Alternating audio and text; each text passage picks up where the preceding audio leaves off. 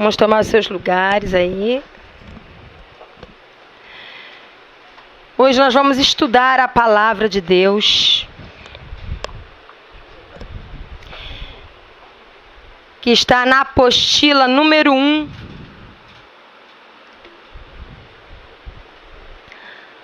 Página 22.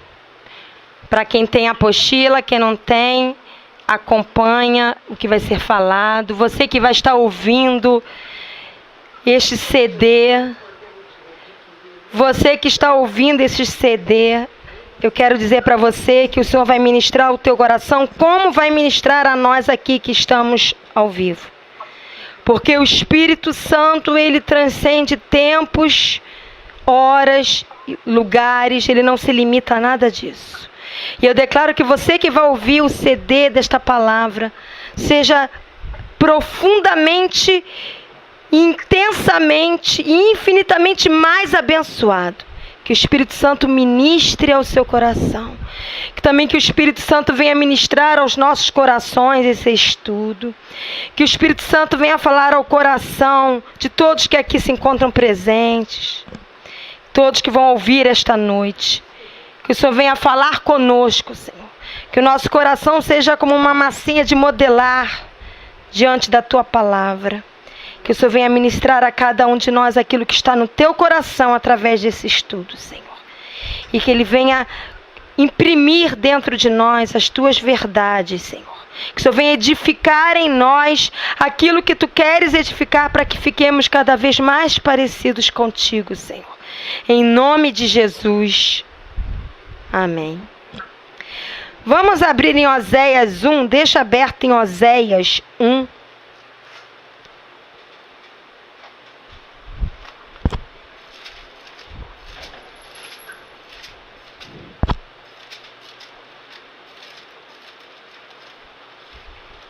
Oséias capítulo 1. E deixa aberto. Quem tiver aquela fitinha na Bíblia que facilita, né? Deixa marcadinho Oséias 1. E nós vamos andar por outros textos também. Mas o texto principal desse estudo é Oséias capítulo 1.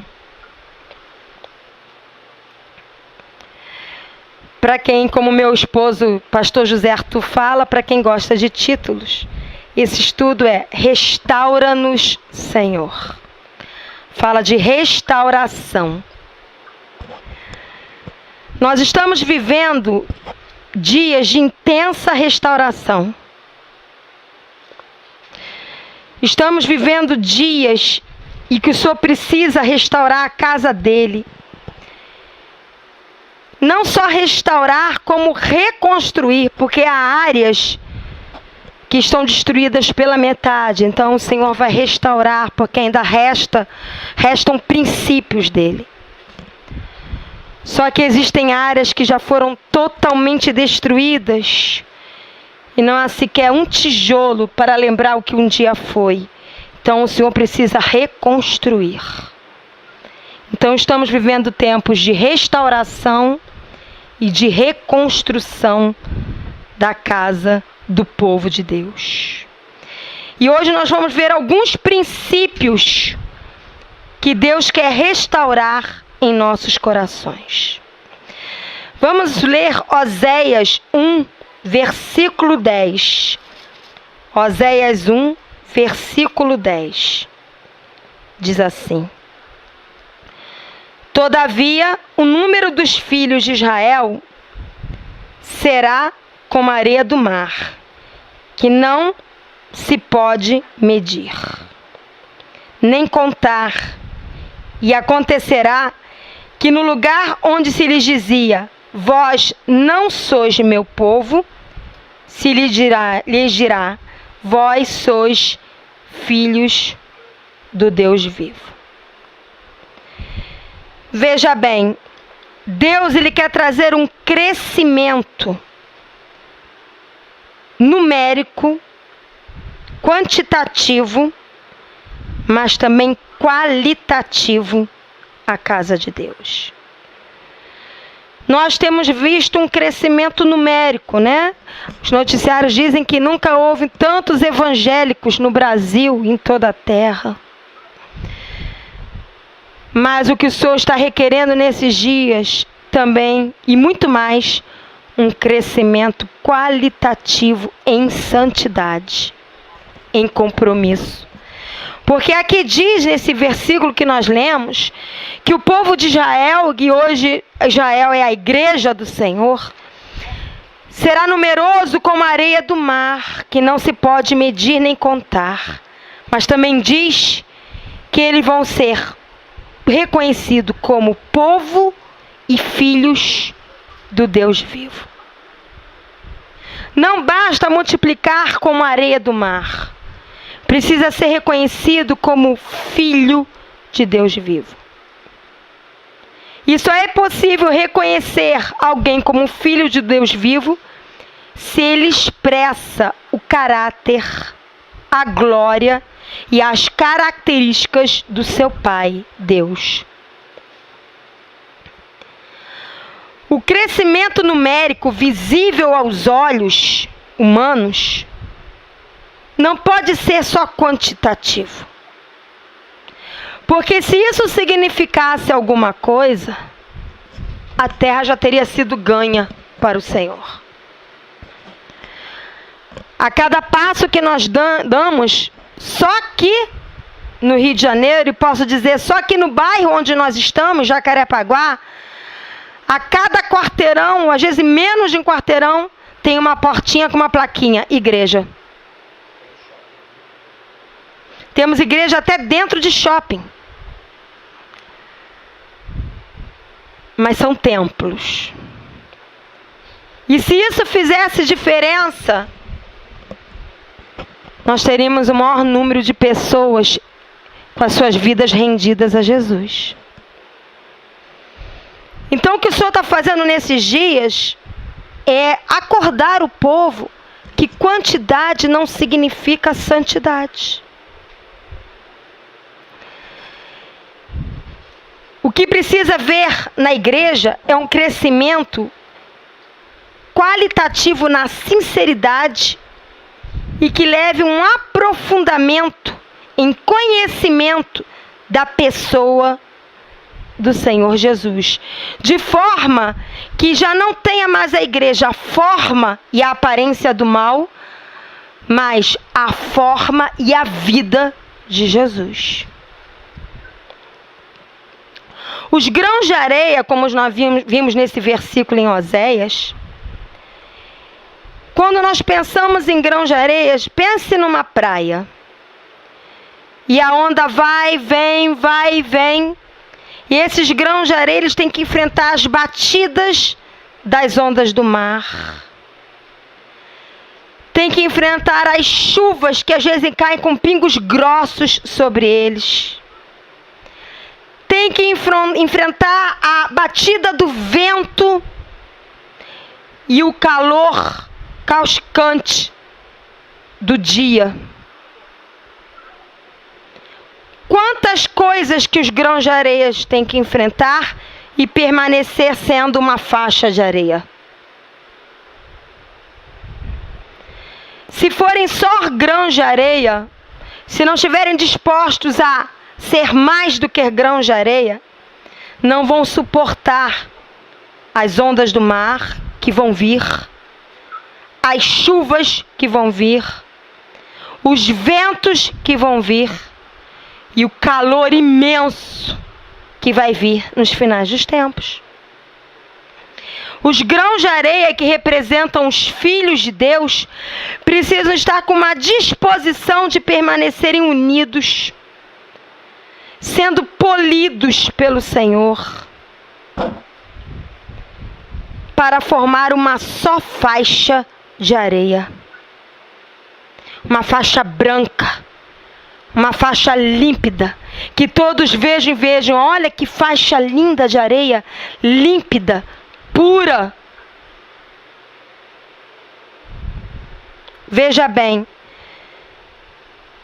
quando esta esta areia não está disposta, esses grãos de areia não estão dispostos a serem como o Senhor, eles começam a acumular o lixo que vem de fora. Vem um, joga uma lata, ele aceita. Vem outro, joga uma casca de banana, ele aceita. Vem outro, evacua na areia, ele aceita. Vem outro, faz xixi na areia, ele aceita. Aceita qualquer tipo de lixo que venha se depositar nessa areia. E essa areia perde a sua qualidade como faixa de areia e fica imprópria para uso. E não é assim que nós estamos vendo a igreja hoje em dia, imprópria para uso? Uma areia contaminada por todo tipo de lixo.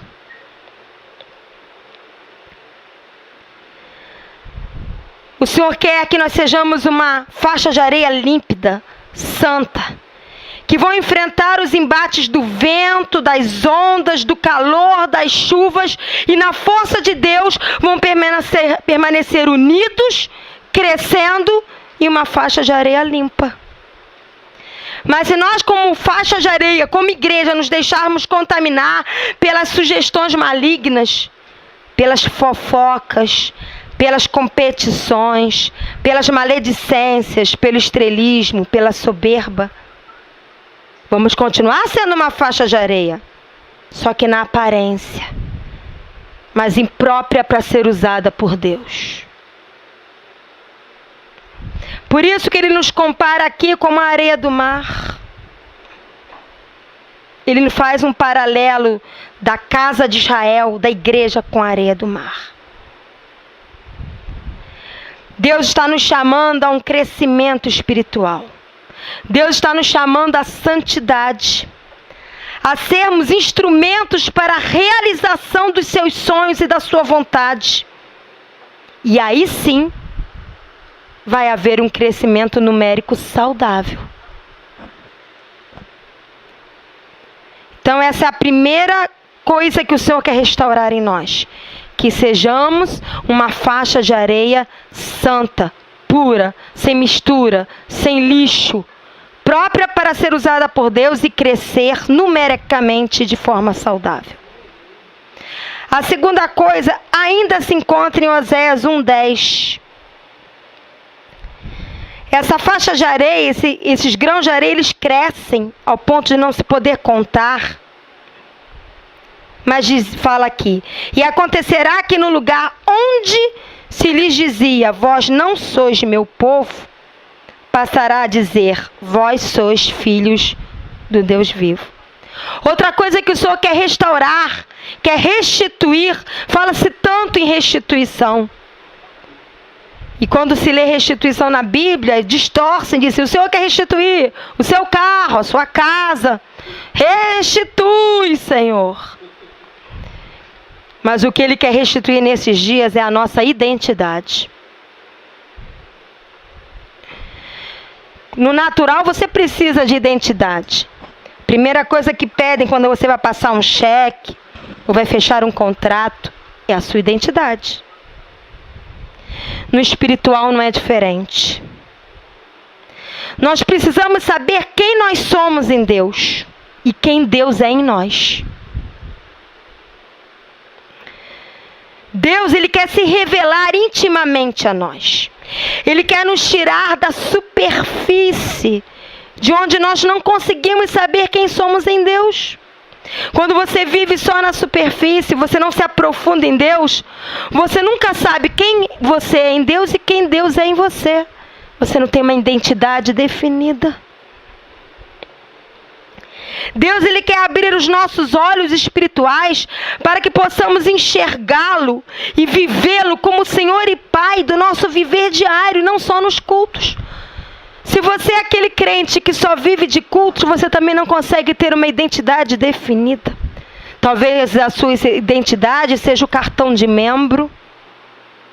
Talvez a sua identidade seja o nome da sua denominação. Talvez a sua identidade seja quem é o seu pastor. Porque você só vive de cultos. Mas quando você começa a se aprofundar em Deus e viver de Deus, e começa a ter a vida de Deus em você, começa a ler a Bíblia, deixar que a Bíblia tome forma dentro de você, você passa a ter a sua identidade em Deus.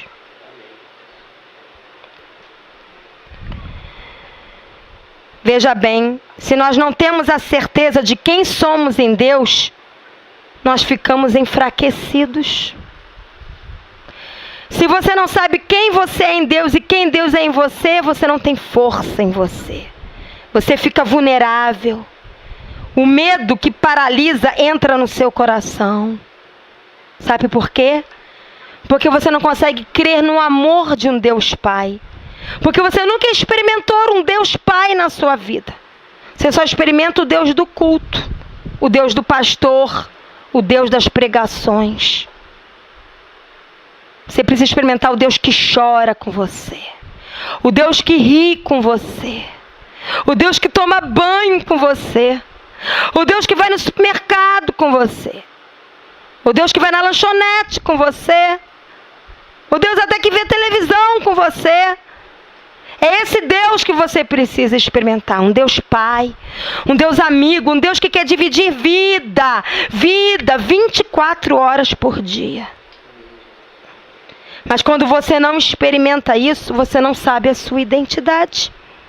Deixa aí marcado em Oséias, e vamos abrir lá em 1 João, lá no final da Bíblia, antes de Judas, antes de 3ª e 2ª João, primeira carta de João, 1 João 4, 1 João 4, 16 a 18. 1 João 4, 16 a 18. E diz assim: e nós conhecemos e cremos no amor que Deus tem por nós. Por que não é cremos e conhecemos? Porque você só crê naquilo que você conhece. Por isso, e nós conhecemos e cremos no amor que Deus tem por nós. Deus é amor, e aquele que permanece no amor, ninguém permanece no amor de Deus só frequentando o culto. E aquele que permanece no amor, permanece em Deus e Deus nele. Nisto é em nós aperfeiçoado o amor, para que no dia do juízo mantenhamos confiança, pois segundo ele é, também nós somos nesse mundo. Isso é identidade.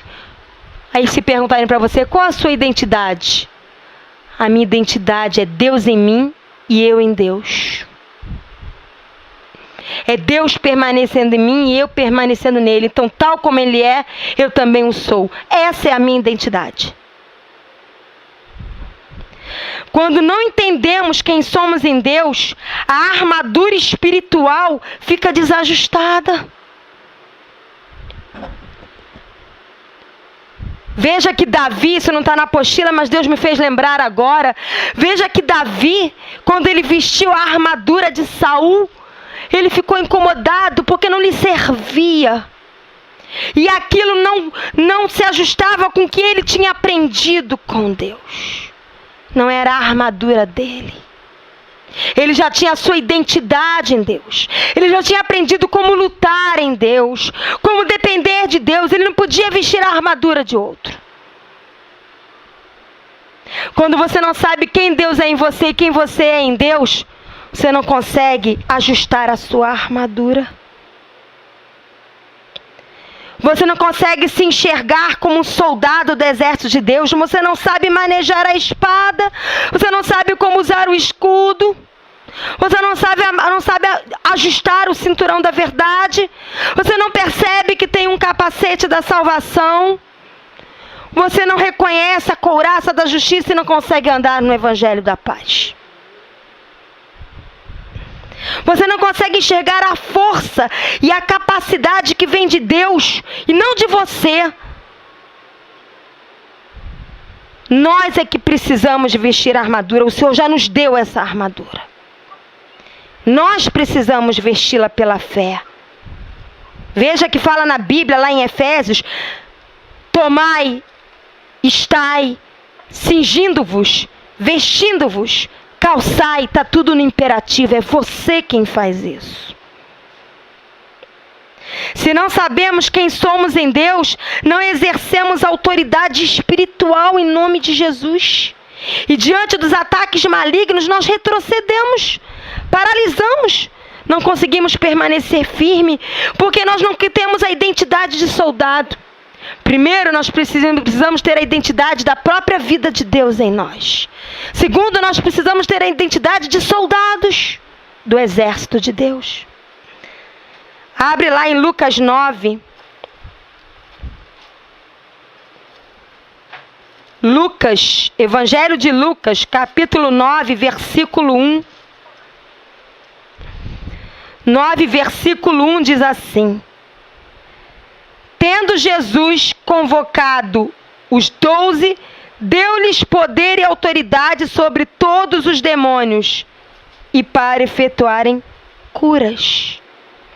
Veja bem, é Jesus que nos dá poder e autoridade.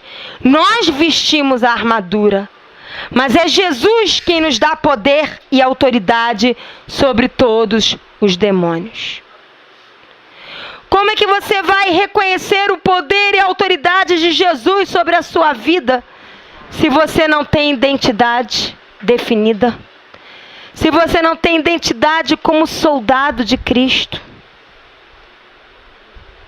Como que você vai reconhecer o poder e a autoridade de Jesus em você e através de você? Anda mais um pouco adiante, em Lucas 10, 19. Lucas 10, 19. Evangelho de Lucas.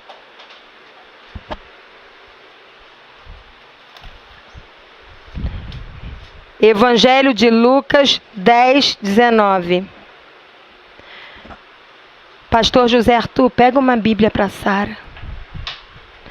Evangelho de Lucas 10, 19. Diz assim: Eis aí vos dei autoridade para pisar de serpentes e escorpiões, e sobre todo o poder do inimigo, e nada, absolutamente nada, vos causará dano. Se você não tem identidade de soldado e não consegue reconhecer o poder e a autoridade que Jesus dá a você, você acaba sendo picado por serpentes e escorpiões envenenados. Esse veneno só não causa dano a você quando você tem identidade de soldado e recebe autoridade que vem de Jesus. Como você vai receber autoridade e poder que vem de Jesus se você não consegue nem se enxergar, nem se identificar como um soldado de Cristo?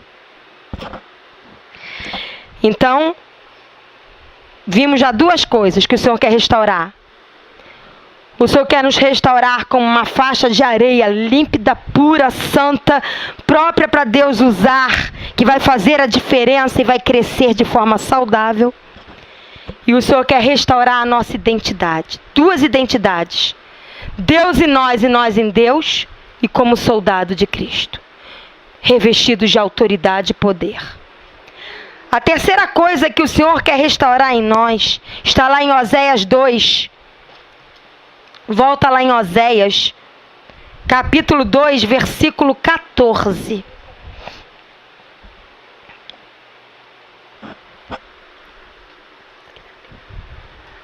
Liga a televisão. Oséias 2, 14. Vou ler. Conseguiu abrir, Sarinha? Oséias 2, 14. 2, capítulo 2, versículo 14. Eu aguardo.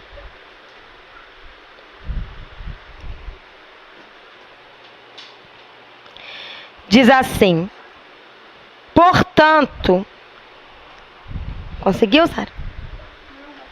Pode? Portanto, eis que eu a atrairei e a levarei para o deserto e lhe falarei ao coração.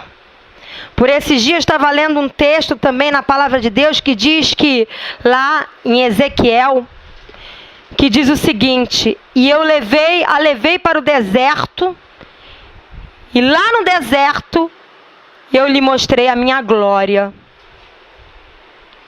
E aqui fala que ele vai nos atrair e nos levar para o deserto, e lá vai falar ao nosso coração. Muitos querem que Deus fale só no monte. E não estou falando de subir monte, não. Glória a Deus para quem sobe monte para buscar o Senhor. Eu estou falando de monte dentro do coração. Muitos querem que Deus só fale nos ápices, na glória humana, nos montes humanos. Quando Deus, o momento que Ele mais fala, que Ele mais mostra a sua glória, é em meio aos desertos. Deus quer nos levar a novamente ouvir a sua voz. Veja que deserto lembra pouco som, quase ninguém falando, ou ninguém falando, poucas vozes. Onde você seus ouvidos não estão mais dando ouvido a vozes, e onde você aprende a ouvir só Deus. Deus muitas vezes permite desertos nas nossas vidas, e não são poucos, para que a gente venha reaprender o verdadeiro cerne do relacionamento íntimo entre nós e Deus. Não é no burburinho da multidão que Deus vai trabalhar e falar conosco. É quando nós aproveitamos os momentos a sós e muitas vezes os desertos, para sermos trabalhados e ouvirmos a voz de Deus. Deus quer restaurar isso na igreja. Vem aquele irmão: ai, irmão, ora por mim, eu estou passando por um deserto. Ora, irmão, se alguém chegar para mim e falar, oro sim, mas aproveita esse deserto para ouvir Deus, para crescer. Tudo tem um propósito. Descobre qual o propósito de Deus no meio desse deserto. Quem sabe é o momento de você desenvolver um relacionamento íntimo ao qual você nunca teve oportunidade de ter com Deus. É o momento de aprender a discernir a voz de Deus, de voltar a ter sensibilidade à voz de Deus. Deixa aí marcado em Oséias, vamos lá para Mateus 13. Evangelho de Mateus 13. Ovelha Soraya, você está ouvindo? Amém. Mateus 13, versículo 13 a 16, diz assim. Mateus 13, de 13 a 16, diz assim. Por isso lhes falo por parábolas, porque vendo não veem, e ouvindo não ouvem, nem entendem. De sorte que nele se cumpre a profecia de Isaías: ouvireis com os ouvidos, de nenhum modo entendereis. Oh Deus! Vereis com os olhos e de nenhum modo percebereis. Porque o coração deste povo está endurecido, de mau grado ouviram com os ouvidos e fecharam os olhos, para não suceder que vejam com os olhos, ouçam com os ouvidos, entendam com o coração, se convertam e sejam por mim curados. Bem-aventurados, porém, os vossos olhos, porque veem, e os vossos ouvidos, porque ouvem. Veja bem, a casa do Senhor está cheia de pessoas ouvindo, mas não entendendo. Vendo, mas não se apercebendo do que Deus está fazendo. Porque estão ouvindo muitas vozes e vendo muitas coisas. Mas Deus não está através de muitas vozes nem de muitas coisas. Deus está através do evangelho simples da palavra de Deus. E muitas vezes, porque Ele te ama tanto, Ele tem que tirar do meio desse burburinho da multidão e te levar para o meio de um deserto, para que você possa aprender novamente a ouvir de verdade com seus ouvidos e a ver de verdade com seus olhos aquilo que Deus tem para te falar e te mostrar. Vamos lá para Apocalipse 3:20. Apocalipse, o último livro da Bíblia. Capítulo 3, versículo 20 diz assim.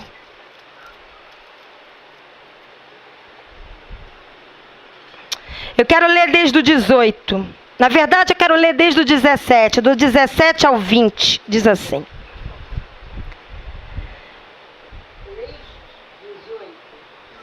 Apocalipse 3, 17 a 20. Vê se nós reconhecemos o que está acontecendo nesses dias.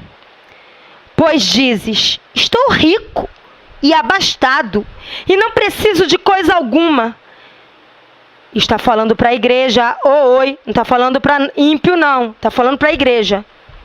E nem sabes que tu, igreja, és infeliz. Sim, igreja, miserável. Sim, igreja, pobre. Sim, igreja, cega. Sim, igreja, nua. Aconselho-te, igreja, que de mim compres ouro refinado. É o genuíno de Deus, refinado pelo fogo, para então te enriqueceres. Que compre de mim vestiduras brancas, santidade de Deus, para te vestires, a fim de que não seja manifesta a vergonha da tua nudez. E colírio, para ungires os olhos, a fim de que vejas. Significa que a igreja está cega, precisa de colírio. Eu repreendo e disciplino a quantos amo. Sê, pois, zeloso e arrepende-te. Ele não está falando para o ímpio se arrepender, não. Ele está falando para a igreja se arrepender. Eis que estou à porta e bato. O Senhor está batendo na porta da igreja. Se alguém ouvir a minha voz, falou de colírio, olhos, e falou de ouvir voz, ouvido. E abrir a porta, entrarei em sua casa e cearei com ele e ele comigo. Nós precisamos voltar a enxergar usando o colírio de Deus. E precisamos voltar a ouvir a voz do Senhor que está batendo na porta. Abre lá em João 10, Evangelho de João.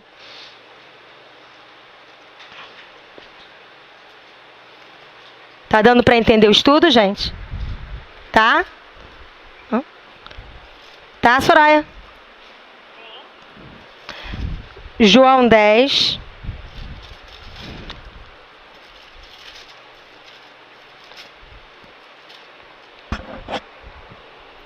De 2 a 5, diz assim. Aquele, porém, que entra pela porta, esse é o pastor das ovelhas. Para este, o porteiro abre. As ovelhas ouvem a sua voz. As ovelhas ouvem a voz de quem?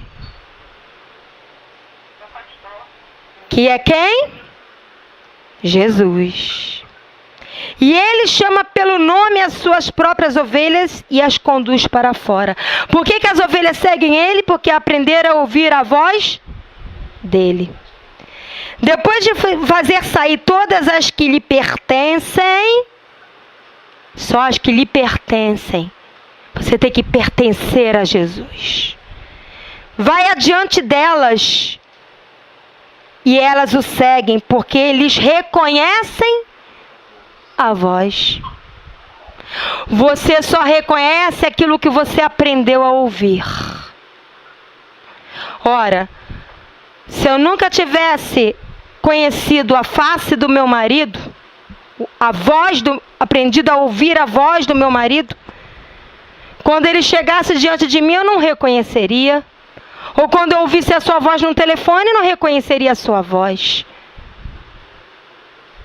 Mas aqui as ovelhas reconhecem a voz de Jesus porque aprenderam a ouvir e discernir a voz de Jesus. Mas de modo nenhum seguirão o estranho.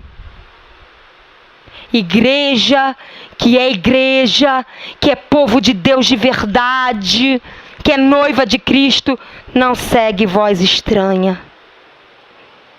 Antes fugirão dele. Foge dessa voz estranha. O que diz a Bíblia? Resistir ao diabo e ele fugirá de vós. Porque não conhecem a voz dos estranhos.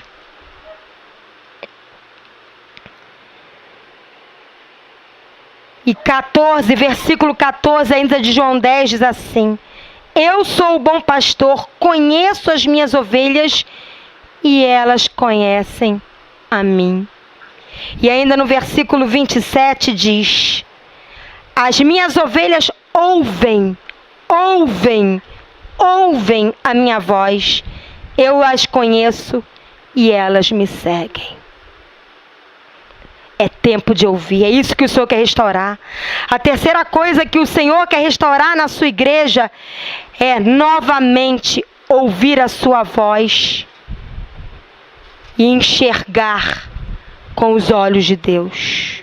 Reaprender a ouvir a voz de Deus é uma prática diária de estar buscando a Deus na intimidade e não só nos cultos. Ai, pastora, você toda hora fala isso, que não é só nos cultos. Porque é bem verdade que há milhares e milhares dos que se dizem cristãos vivendo só de culto. Precisamos separar tempo para buscar e ouvir a Deus. Isso tem que ser a nossa meta diária. O que mais importa nesses dias não é o ter, não é só frequentar, é aprender a ouvir a voz de Deus, mais do que ouvir homens. Voz de homens muitas vezes têm sido estranhas e dentro da casa de Deus. E você só vai rejeitar a voz estranha quando a voz de Jesus estiver nitidamente impressa dentro de você, gravada dentro de você. Ora, Deus nunca vai falar algo que venha contradizer a própria palavra dele. Abre lá em Romanos 3:4. Carta de Romanos, capítulo 3, versículo 4. Diz assim: Romanos 3, versículo 4. Diz assim: de maneira nenhuma seja Deus verdadeiro e mentiroso todo homem, segundo está escrito, para seres justificado nas tuas palavras e venhas a vencer quando fores julgado. Sabe quando é que você vai ser justificado em toda e qualquer situação e vai vencer? Vai perseverar firme até o final e ser um vencedor? Quando todo homem para você for um mentiroso e só Deus for o verdadeiro.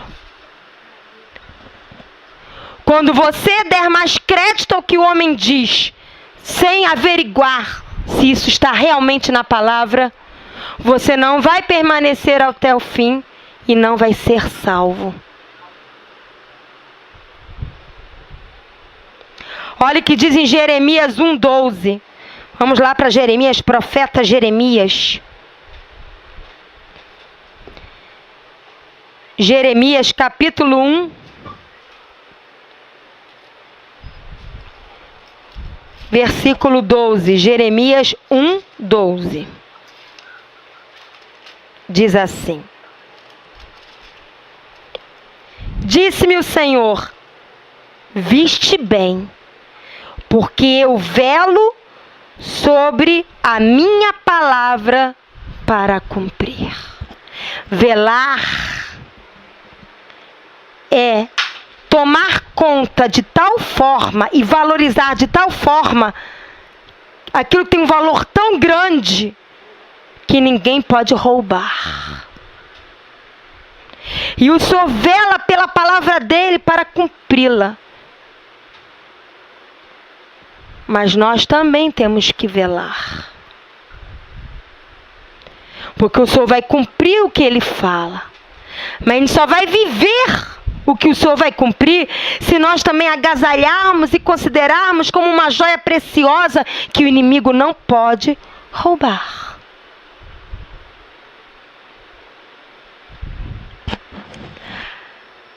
Depois, quem quiser ler em casa, Números capítulo 23, versículo 12 a 20. Nós não vamos ler aqui. Quem quiser ler em casa, Números 23, para poder enriquecer mais sobre o que nós acabamos de falar. Que o Senhor quer que voltemos a enxergar e a ouvir. Números 23, de 12 a 20. Quem está ouvindo esse CD, leia em casa, Deus vai falar com você. Vamos ver a quarta coisa que o Senhor quer restaurar nesses dias. Volta lá para Oséias.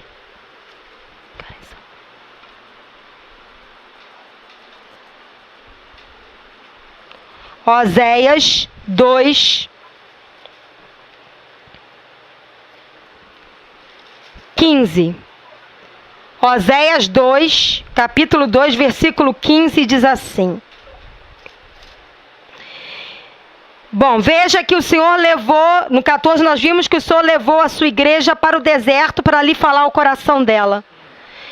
Agora no versículo 15 fala: e lhe darei dali as suas vinhas, e o vale de Acor por porta de esperança.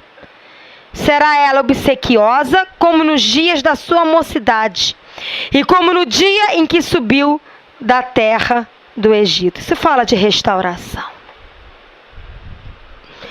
O que o Senhor quer restaurar em nós, Ele quer nos levar a reaprender a receber de Deus como única fonte. Ele fala: e lhe darei dali, no deserto, as suas vinhas. Como vão crescer vinhas no deserto? Por acaso alguém já viu vinhas no meio do deserto? Só que você pode estar no meio do deserto, mas se você aprender a ter Deus como única fonte de água viva, Ele vai tornar um deserto algo tão vivo que vão nascer vinhas.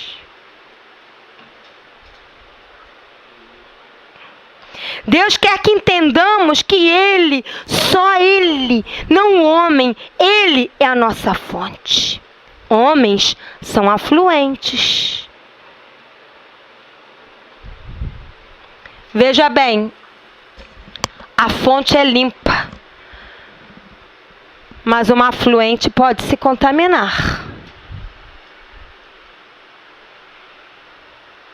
A fonte nunca vai ser contaminada, porque essa fonte é no monte tão alto, que o homem não pode contaminar.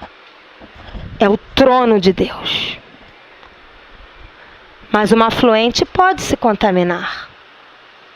Com areia suja, podem jogar lixo.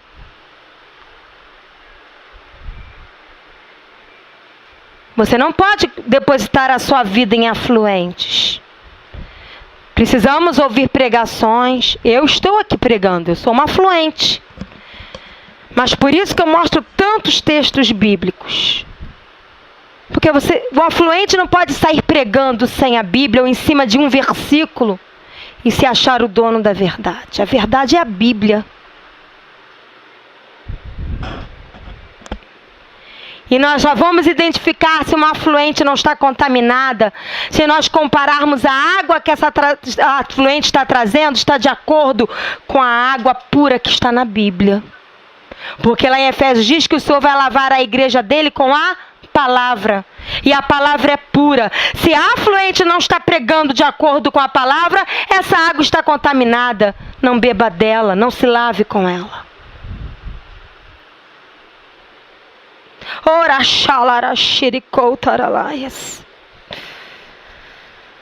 oh Deus, é no meio do deserto que quando aprendemos a ouvir a voz de Deus, é que estamos preparados para nos deliciar das vinhas dele. Quando você não aprende a ouvir a voz de Deus, como vimos no item anterior, e não consegue enxergar com os olhos de Deus, você não consegue enxergar as vinhas que ele está te dando no meio do deserto. E você continua seco, com fome, com sede, cego, pobre e miserável. Porque não consegue enxergar as vinhas que ele está te dando no meio do deserto. Vamos abrir lá em Isaías 43. Pode deixar que eu estou controlando o horário para quem está aqui presente. Ninguém vai embora tarde. Isaías 43.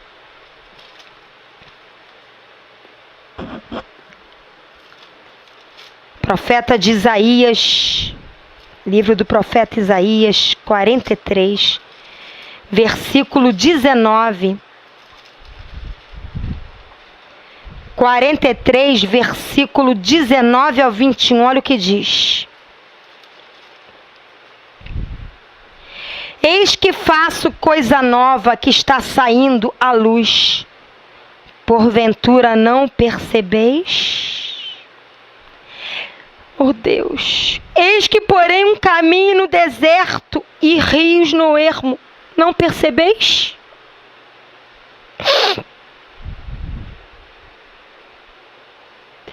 Os animais do campo me glorificarão, os chacais e os filhotes de avestruzes, porque eu porei águas no deserto e rios no ermo para dar de beber ao meu povo e ao meu escolhido. Ele não está se referindo a ímpio, não.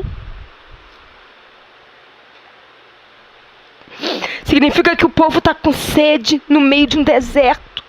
E ele nesses dias está trazendo água para matar a sede daqueles que estão sedentos no meio do deserto, dentro da igreja. Para dar de beber ao meu povo e ao meu escolhido, ao povo que formei para mim. Ninguém é formado para pastor, para liderança, é formado para Deus e para celebrar o louvor a Deus. E ele está falando, não? Vocês não estão percebendo isso, não? Vocês não estão percebendo as vinhas no meio do deserto?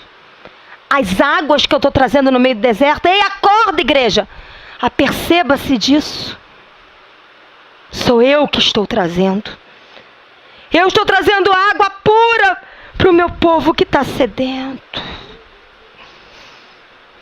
Eu estou trazendo do meu vinho puro para o meu povo que está sem vida.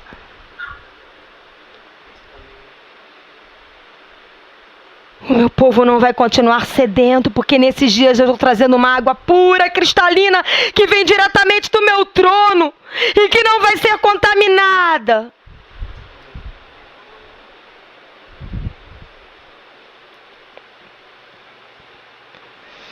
Vai lá para Isaías 44, de 3 a 4. Tá dando para entender, gente? Estudo. Soraya, tá entendendo?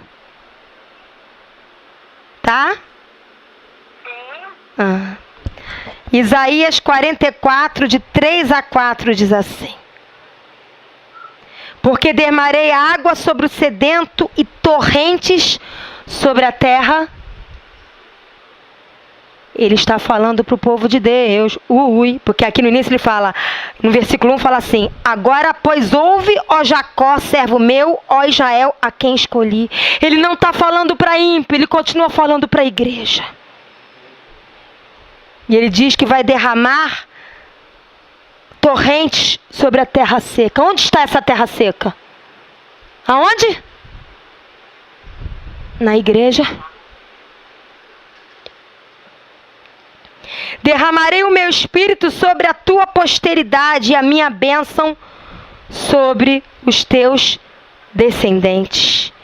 E brotarão como a erva, como o salgueiro junto às correntes das águas. O remanescente são os salgueiros que vão brotar porque vão estar junto às correntes de águas puras que o Senhor está trazendo nesses dias. Vá lá para Isaías 55. Amado, isso não é qualquer estudo que o Senhor está trazendo. O Senhor quer falar profundamente com aqueles que querem ouvir. Ouça, igreja, o que o Espírito Santo está falando nesses dias. Isaías 55, de 1 a 3, diz assim: novamente, Ele está falando. Esse do Senhor é um lamento. É um desabafo. Todos vós, o que tendes sede, vinde às águas. E vós, os que não tendes dinheiro, vinde comprar e comei. Lembra lá de Apocalipse que ele fala de comprar? Comprem ouro, comprem vestes santas, comprem colírio de mim. Vinde comprar e comei. Sim, vinde comprar e sem dinheiro e sem preço. Vinho e leite, vinho para te dar vida, leite para te sustentar. Porque gastais o dinheiro naquilo que não é pão. O que o povo tem investido a sua vida? No quê? Será que o povo de Deus está investindo sua vida, seu tempo no que é pão? Porque gastais, derramai o vosso suor naquilo que não satisfaz. Ouvi-me atentamente, comei o que é bom, e vos deleitareis com finos manjares. Inclinai os ouvidos e vinde a mim, ouvi, e a vossa alma viverá. Porque lá diz, o que adianta o homem ganhar o mundo inteiro e perder a sua alma? Porque convosco farei uma aliança perpétua, que consiste nas fiéis misericórdias prometidas a Davi. Nós somos descendentes de Davi. Jesus é descendente de Davi. O Senhor fala que Ele vai restaurar o tabernáculo de Davi. Tabernáculo fala do nosso próprio coração, que é onde está o altar do Senhor. Um altar de adoração. Como que os descendentes de Davi, o tabernáculo de Davi está gastando o seu dinheiro e o seu suor em construir templos, uns mais bonitos do que os outros. Em desfilar carros bonitos e roupas lindas e maravilhosas, sem enxergar o irmão que está passando necessidade do seu lado. Lá em Ageu fala: vós que estão apainelando as suas casas e deixam a minha casa na miséria. Quando ele falou de deixar a minha casa na miséria, ele está dizendo: vocês estão cuidando das suas próprias vidas, não estão enxergando o seu irmão, que também é a minha casa.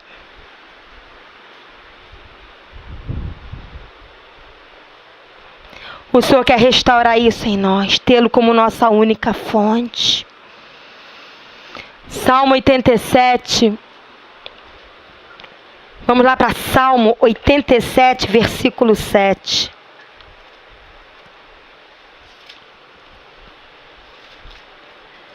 Salmo 87, versículo 7 diz assim: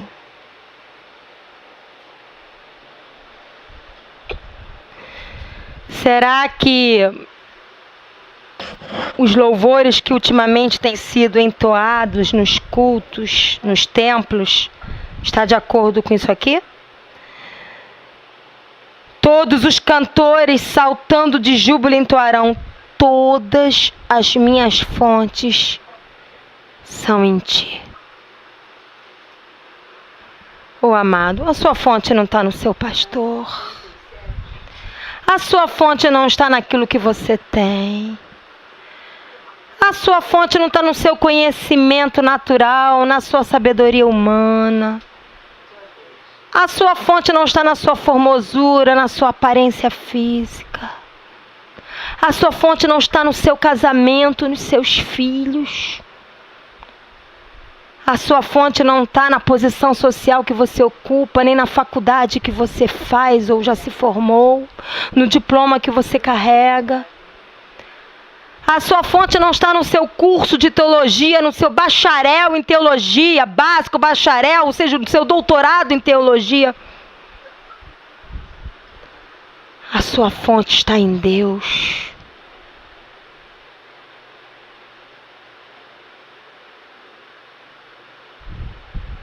Deus está restaurando nesses dias um povo que vai ter só Deus como fonte. Ainda dá tempo de nós vermos a quinta coisa que Deus quer restaurar nesses dias no meio do seu povo. Volta lá para Oséias 2,15.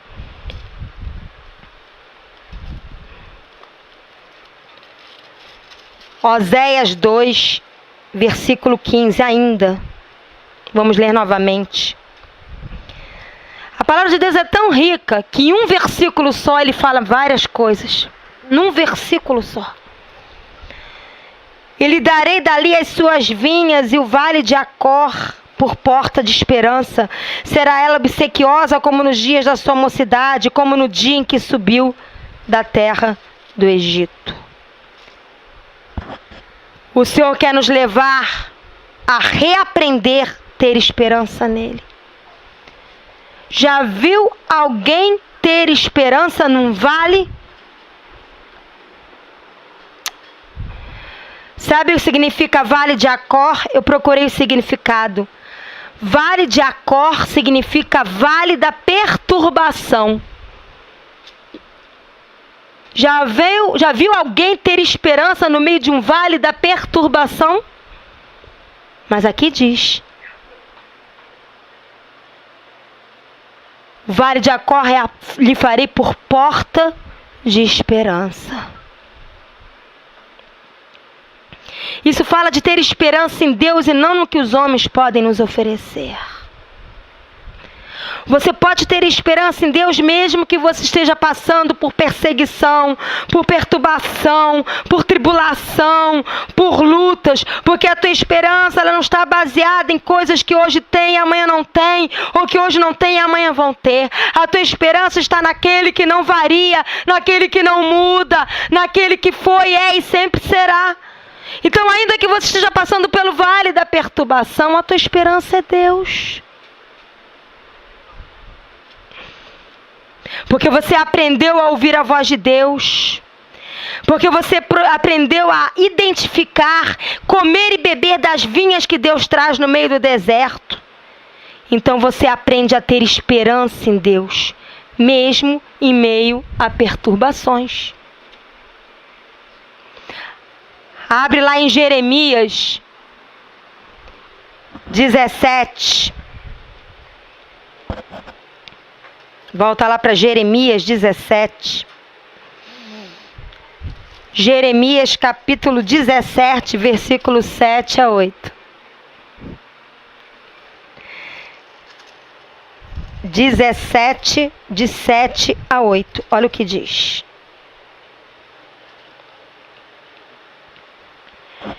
Bendito o homem que confia no Senhor e cuja esperança é o Senhor.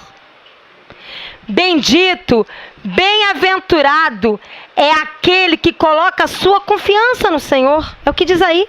Que tem esperança no Senhor.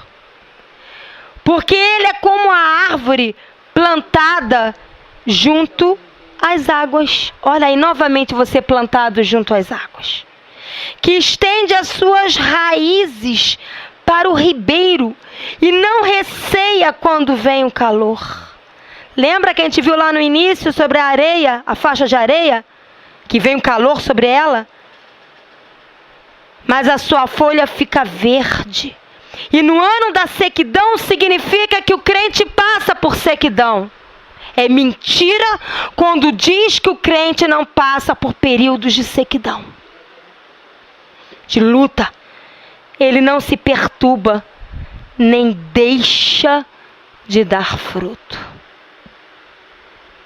Ô irmão, vamos orar, vamos jejuar, vamos falar de Jesus, vamos amar uns aos outros, vamos fazer reuniões de oração, vamos ler a Bíblia. Ô irmão, eu estou passando por uma luta tão grande, quem sabe depois?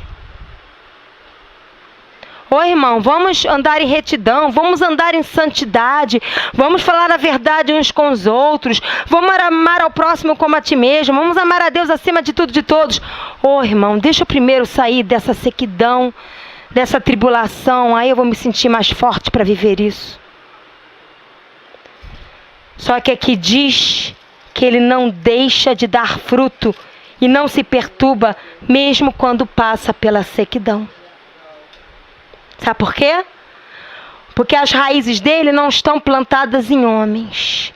As raízes dele estão plantadas no ribeiro que não seca, onde saem correntes de água, torrentes de água viva, rios de água viva. Sabe por quê? Porque a esperança dele está no Senhor. Ele confia no Senhor. Ele aprendeu a ter esperança no Senhor. Vamos lá para Salmo 71.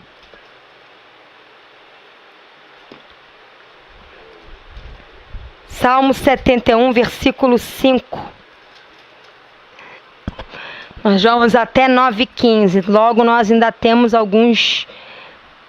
Temos 18 minutos de palavra. Glória a Deus. Salmo 71, 5. Diz assim: Pois tu és a minha esperança, Senhor Deus, a minha confiança desde a minha mocidade.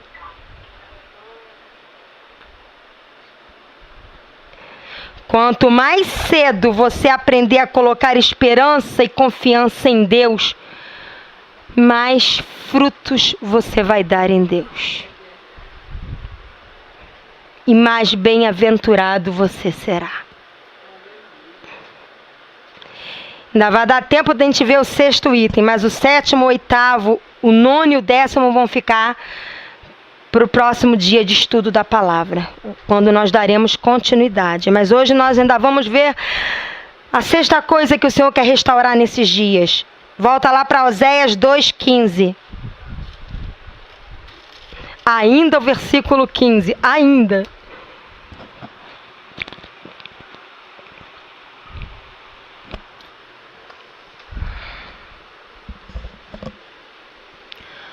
Oséias 2:15, eu vou ler na Bíblia que meu esposo passou para mim, que é uma outra versão, mas diz assim: Ali eu lhe restituirei as suas vinhas e transformarei o vale de Acor. Problemas numa porta de esperança. Ali ela haverá de conversar comigo como nos dias da sua tenra idade, como no dia em que deixou o Egito. Vou ler de novo. Está muito boa essa versão. Ali eu lhe restituirei as suas vinhas. Ali aonde? No deserto. E transformarei o vale de Acor, que é o vale dos problemas, da perturbação, numa porta de esperança. Ali ela haverá de conversar comigo, como nos dias da sua tenra idade, como no dia em que deixou o Egito. É voltar ao primeiro amor. Quando você é tirado do Egito, é aquele primeiro amor. É Deus no café da manhã, Deus no almoço, Deus no lanche, Deus na janta, Deus no banho, Deus toda hora. É o primeiro amor. Só que se a palavra de Deus diz, buscai primeiro o reino de Deus e todas as coisas vos serão acrescentadas, que o Senhor precisa ocupar o primeiro lugar na sua vida, então esse primeiro amor não pode passar. E o Senhor quer restaurar esse primeiro amor. Sabe o que significa obsequiosa, que na versão que eu li antes diz que será ela obsequiosa como nos dias da sua mocidade? Obsequiosa significa... Tá aqui. Obsequiosa. Eu me perdi aqui na postinha. Obsequiosa. Que exagera na polidez. Respeitosa. E que exagera. Passa dos limites nos agrados para com alguém. Você não tem que ter limites para agradar ao Senhor e se agradar dele. Você pode exagerar à vontade num derramar e numa intimidade com Deus. Isso é obsequiosa, segundo o dicionário Ruais. Deus quer nos levar novamente a ter um coração apaixonado e rendido a Ele. Onde foi parar a sua paixão por Deus? Deus quer levar de novo a ser pessoas que é tudo ou nada. Sabe por quê? O Senhor fala, é melhor que sejas frio ou quente, mas porque és morno, estou ao ponto de vomitar-te. Diz lá em Apocalipse. Quantos estão vivendo hoje como se Deus quisesse vomitá-lo? Porque você está morno. Você antes era frio, antes de se converter. Ficou quente assim que se converteu. E agora você está morno. E o Senhor quer reacender a chama dentro de você para que você volte a ficar quente e não seja vomitado para o lago de fogo e enxofre, onde haverá choro e ranger de dentes. Deus quer 100% de você. 99,9999999, uma dízima, não adianta para Deus. Porque esse 0,11 faz falta. Para Deus é tudo ou nada, é radical. Deus não quer ninguém por partes. Deus quer você todo. Abre lá em Lucas 10, 27.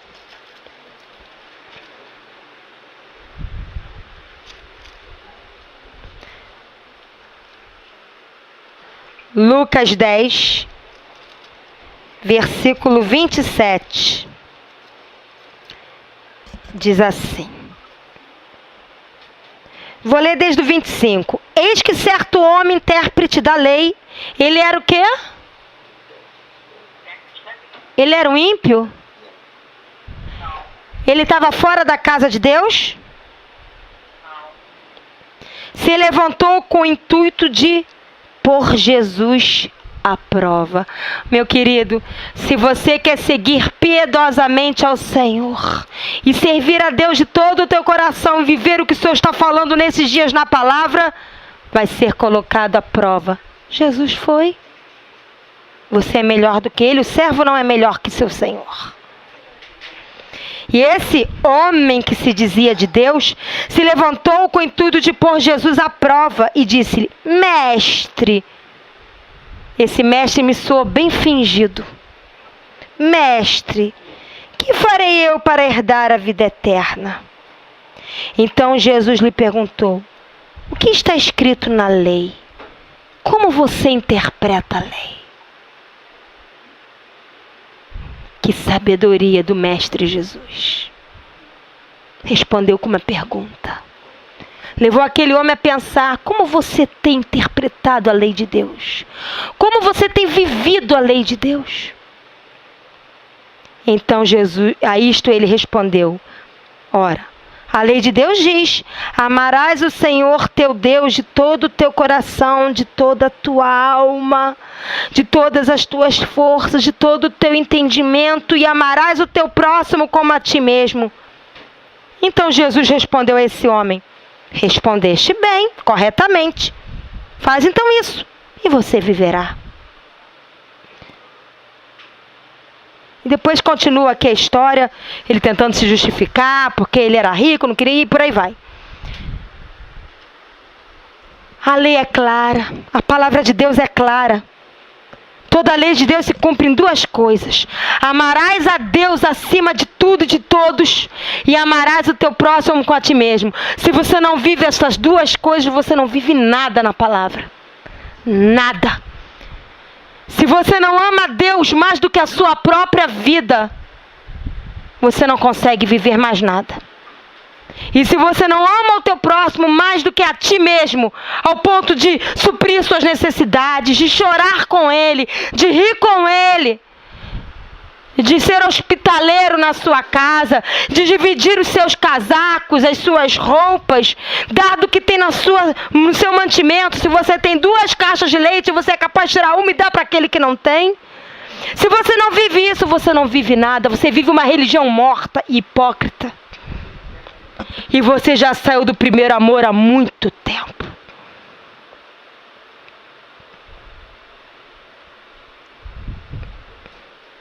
O propósito de Deus nessa restauração é que nós voltemos a ser uma noiva apaixonada por Jesus. Jesus é o noivo. Você quer agradar o noivo em tudo. Você quer priorizar estar com ele em todo o tempo. Ah, mas pastora, eu tenho que trabalhar. E quem disse que no seu trabalho você não pode estar falando com Jesus? Querido, saiba que muitas dessas palavras o Senhor me dá eu lavando louça, varrendo casa, ouvindo um louvor.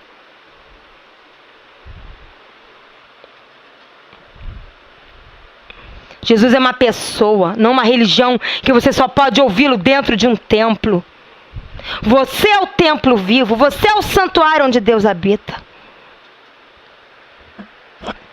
Essa noiva tem prazer em ouvir a sua voz e quer adorá-lo com uma expressão viva de amor. Vamos terminar lendo Cantares. Nós vamos terminar agora com esses textos. Abre lá em Cantares, porque agora a gente só vai ficar em Cantares. Quero lhe compartilhar meu coração. Cantares para mim é um dos livros preferidos. Todo mundo só liga Cantares a casamento. Aí, todo mundo só usa Cantares para convite de casamento. Não entende que Cantares é muito mais que isso. Se Cantares se prendesse só ao homem e mulher que se casa, Cantares fala do relacionamento do noivo Jesus e da noiva, que é a igreja. Vamos lá para Cantares, capítulo 2.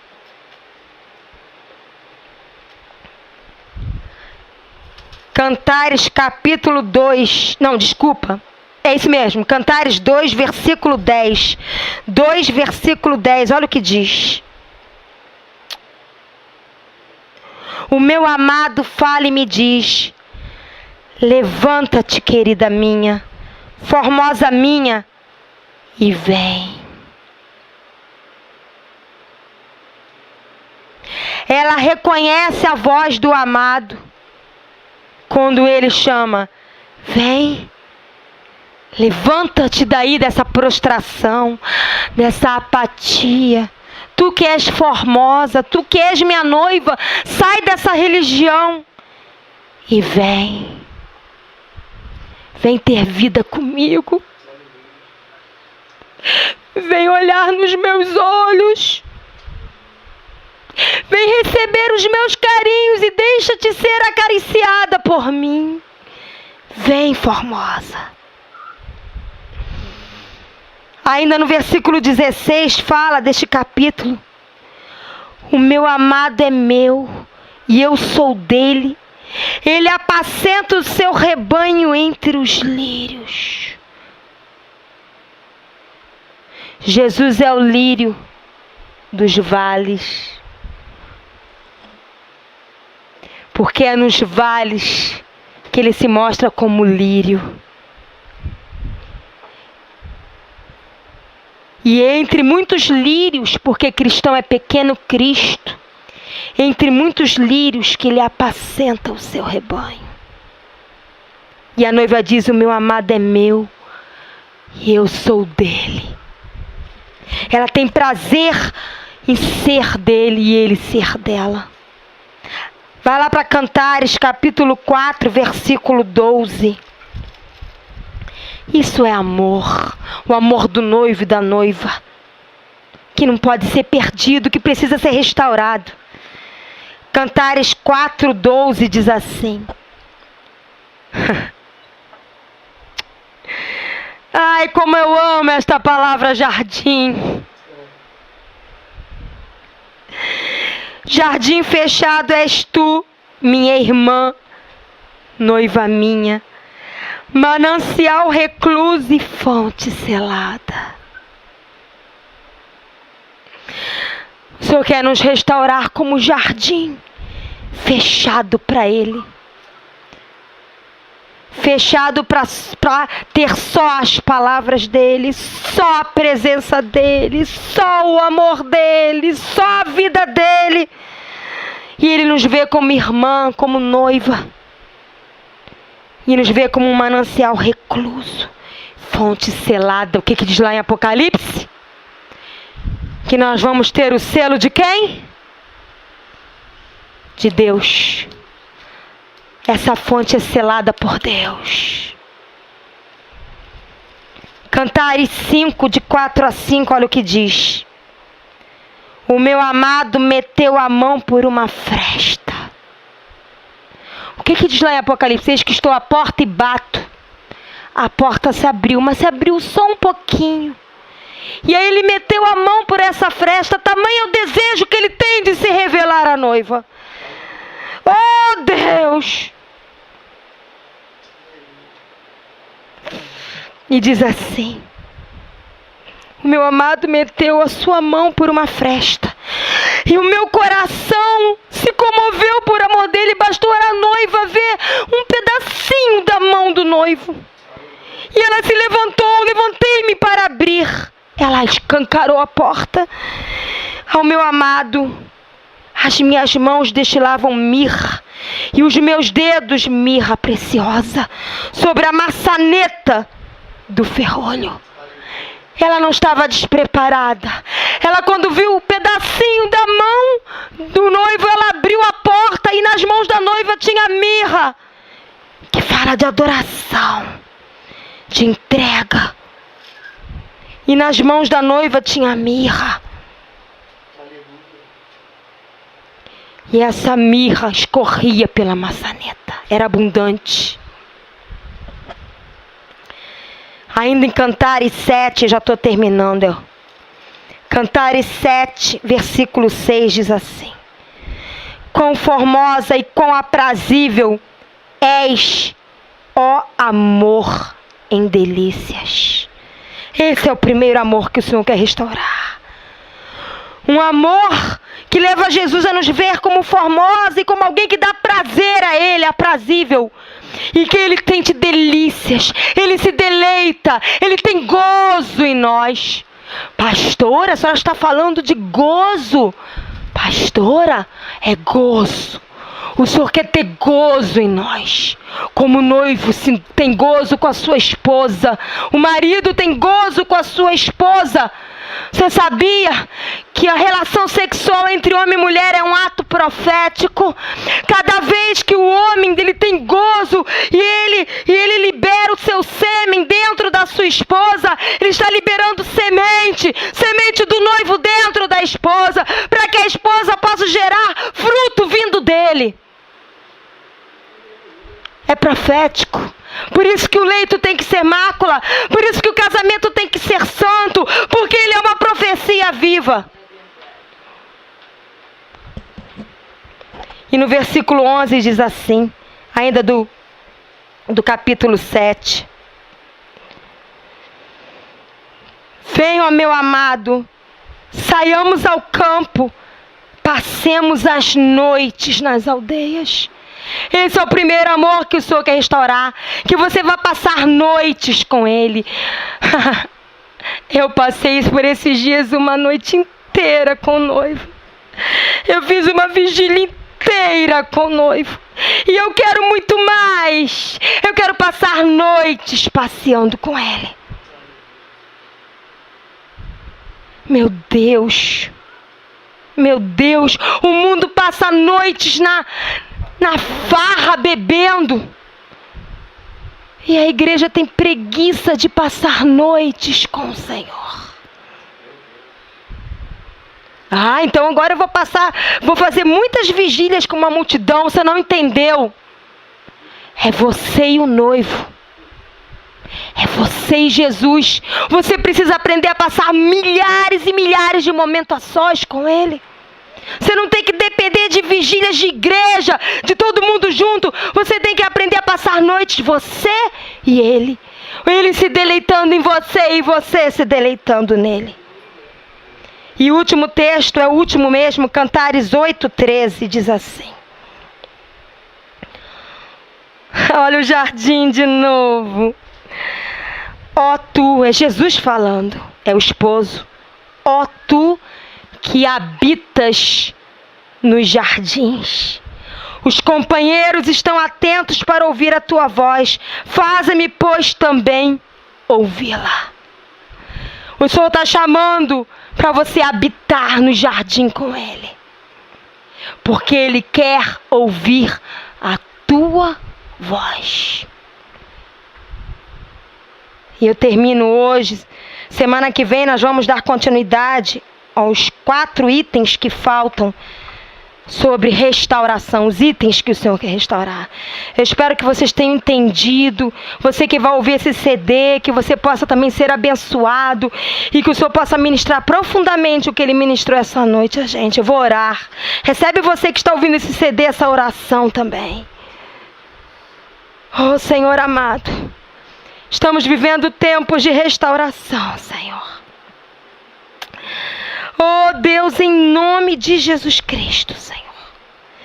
Vem restaurar o que o Senhor falou esta noite a nós, Senhor, em nós e através de nós. Oh Senhor, restaura em nós, Pai. Não só um crescimento numérico, mas um crescimento em qualidade, em santidade, em compromisso. Que nós possamos ser, sim, como os grãos de areia que nem se podem contar, mas grãos de areia que vão fazer diferença porque tem um proceder santo, que não se deixa contaminar com lixo, que não se deixa levar pelo vento, que não se deixa afogar pelas muitas águas que o mundo traz, águas sujas. Oh Senhor, que não se deixa torrar com o calor do sol. Senhor, restaure em nós a nossa identidade. Que possamos enxergar a nossa identidade de Deus em nós e nós em Deus. Que possamos aprender e entender e enxergar tudo que nós somos em Deus e tudo que Deus é em nós. Senhor, em nome de Jesus, restaura em nós o enxergar a identidade de sermos soldados, que vão estar com a armadura no lugar, que vão vestir e ajustar a armadura e aprender a usá-la, e aprender a enxergar e discernir e se revestir do poder e da autoridade de Jesus Cristo.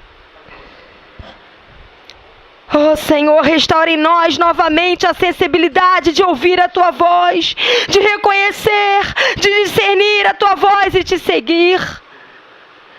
Que possamos estar comprando de Ti colírio, para que possamos voltar a enxergar com os Teus olhos. Oh Senhor, restaure em nós, Senhor, o fato de passarmos por desertos e termos a Ti como nossa única fonte. A não depender de afluentes, mas depender da fonte, que nunca se contamina, que nunca seca. Senhor, leva-nos de novo a ter esperança no meio do vale da perturbação, no meio das lutas, a termos esperança em Ti. E a beber e comer das vinhas que o Senhor coloca em meio aos desertos. Restaure em nós o primeiro amor, Senhor. Que possamos ser aquela noiva que vai se deleitar em Ti e o Senhor vai se deleitar em nós. Que aprendamos a passar momentos sem limites na Tua presença. Momentos de intimidade, só nós e Ti, Senhor. Onde nós vamos ouvir a Tua voz, onde nós vamos reconhecer a Tua mão pela fresta da porta e vamos abrir correndo a porta com a mão cheia de mirra, de adoração, e dizer: vem, vamos passar a noite juntos e nos deleitar em amores um pelo outro. Que a Tua igreja possa receber esta revelação, Senhor. Que nós podemos nos deleitar. Que nós podemos sentir o Senhor fazendo carinho em nós. E nós podemos fazer carinho no Senhor. Nós podemos recostar a nossa cabeça no peitoral do noivo e Ele nos abraçar bem forte e dizer: você está no aconchego dos meus braços. Restaura isso no meio de nós, no meio da Tua igreja, Senhor. O pastor José Arthur vai orar também.